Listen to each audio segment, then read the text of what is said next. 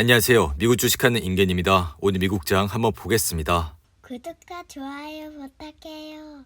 오늘 시장은 이틀간의 일정으로 시작된 FMC를 주시하면서 3대 지수는 이제 상승으로 마감했습니다. 우선 3대 지수는 장 초반 흔들리는 모습을 보여줬는데 현재 시장은 내일 새벽에 발표되는 FMC에 주목을 하고 있다 할 수 있죠. 이에 이번 회의에선 페드가 기준금리를 5.25에서 5.5%로 동결할 것으로 예상하는 가운데 시장은 향후 통화정책 행보에 대한 힌트에 주목을 하고 있습니다. 이어 앞서 9월 FMC에선 페드는 금리 동결과 동시에 연내 한 차례 추가 인상이 뒤따를 수 있음을 시사했고 현재는 근원 인플레이션이 둔화하고 있어 연준 당국자들 사이에서도 페드의 긴축 필요성이 낮아졌다는 분위기가 서서히 퍼지고 있다 할 수 있습니다. 이에 시장은 페드가 이번 회의에서 금리를 5.25에서 5.5%로 동결할 가능성을 97% 이상 반영을 하고 있고 덩달아 12월에도 동결 전망은 69% 이상 확인이 되면서 12월 베이비스텝 전망은 29% 선에서 그치고 있다 할 수 있죠. 이에 따라 시장은 고금리 장기화 전망과 별개로 연내 금리 인상 가능성을 상대적으로 낮게 보고 있다 할 수 있는데 그리고 다가오는 3일 발표되는 미국의 비농업 고용 증가수는 18만 8천 명 수준을 나타낼 것으로 예상을 하고 있고 이어 실업률은 3.8%로 예상을 하고 있습니다. 이에 따라 그간 페드가 인플레이션을 낮추기 위해 추세 이하의 저성장과 노동시장 둔화가 필요하다고 밝혀온 만큼 시장의 관심은 이달 보고서에서 고용 둔화 조짐이 확인될지에 집중을 하고 있다 할 수 있는데 한편 최근 주식시장을 흔들고 있는 미국 10년물 국채금리는 이날도 소폭 오르며 4.92%까지 올랐고 이는 일본은행의 발표로 일본 국채 매력이 떨어졌지만 미국의 장기 금리는 여전히 높은 수준을 유지하고 있습니다.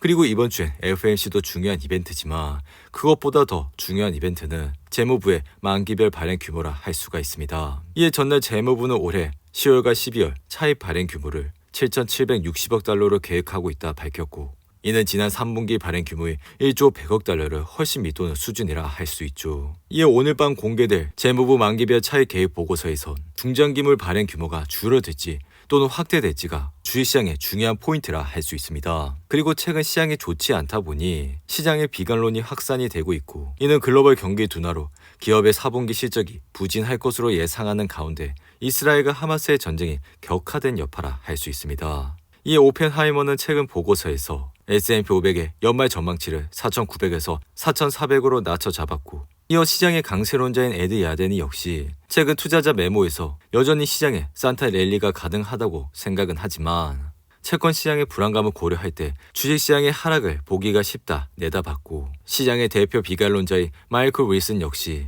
실적 하향 조정과 기업의 신뢰 하락으로 인해 4분기 증시 랠리 가능성이 상당히 떨어졌다며 연말 S&P 500 전망치를 3,900으로 유지했습니다. 그리고 이날 빅테크 기업들은 대부분 혼조세로 마감을 했는데 특히나 테슬라는 이날 1.76% 상승으로 마감했습니다. 테슬라의 차트를 보시면 이날 상승으로 현재 주가는 200달러에서 흐름을 이어가고 있는데 이에 테슬라의 주가는 4거일 연속 하락을 하다가 이날 소폭 반등하는 모습을 보여줬죠.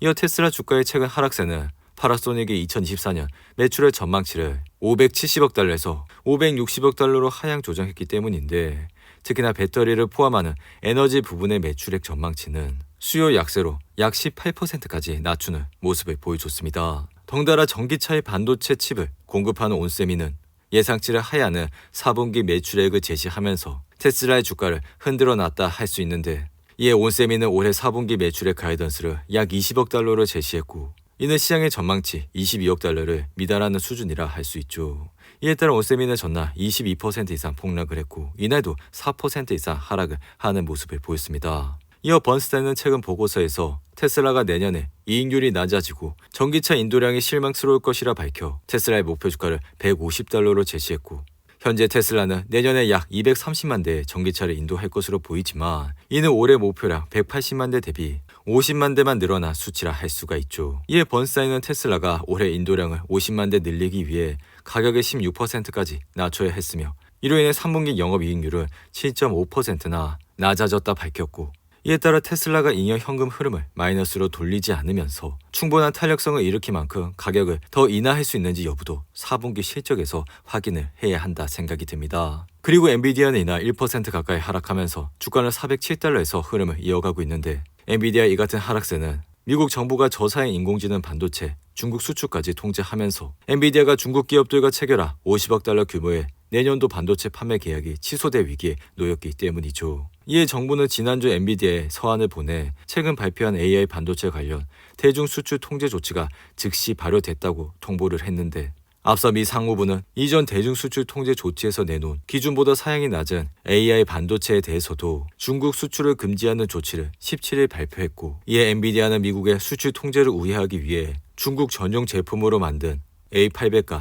H800을 수출해 왔으나 이번 규제로 이마저도 어렵게 됐습니다. 이에 엔비디아는 이러한 조치로 중장기적으로 다소 타격이 있을 것이라 예상이 들며, 만약 AI 반도체 대중 수출 금지가 지속될 경우 엔비디아 역시 제2의 해결책을 찾아야 한다 생각이 드는데, 한편 이날은 장 마감 직후 AMD의 실적 발표가 있었고, AMD는 주당 순이익 70센트로 시장 예상치 68센트를 상회하는 모습을 보여줬습니다. 이어 매출 역시 시장의 예상치를 웃도는 모습을 보여줬는데, 하지만 4분기 매출 전망이 시장의 높아진 눈높이를 충족하지 못하면서 주가는 시간의 거래에서 4% 가까이 떨어졌지만, 현재는 약보합 상태로 주가는 다소 회복이 되고 있다 할 수 있죠. AMD의 차트를 보시며 이날 2.41% 상승하면서 주가는 98달러에서 흐름을 이어가고 있고, AMD는 이번 실적 발표에서 PC 부분이 회복을 하고 있는 것으로 확인돼 AMD 역시 3분기 실적이 개선된 것으로 나타났습니다.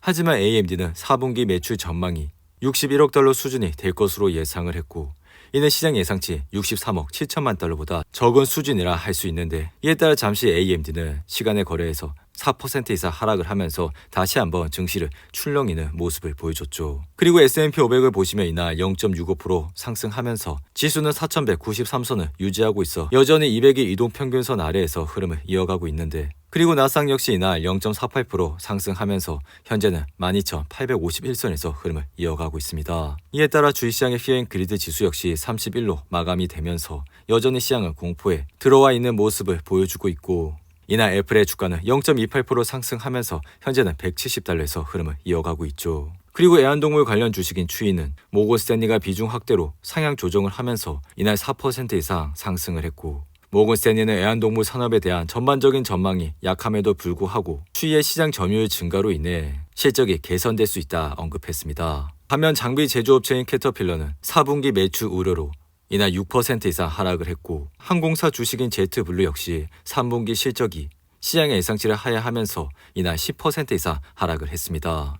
반면 반도체 회사의 울프스피드는 예상보다 적은 손실을 기록하면서 이날 22% 이상 급등을 했고, 소파이 역시 모건 스탠리가 비중 축소해서 동일 비중으로 업그레이드를 하면서 이날 9% 이상 상승을 하는 모습을 보여줬죠. 오늘도 8분이 넘는 긴 영상 끝까지 시청해 주셔서 감사하고요. 가시기 전에 구독과 좋아요 잊지 마시고, 그럼 저는 다음 영상에서 찾아뵙겠습니다. 감사합니다.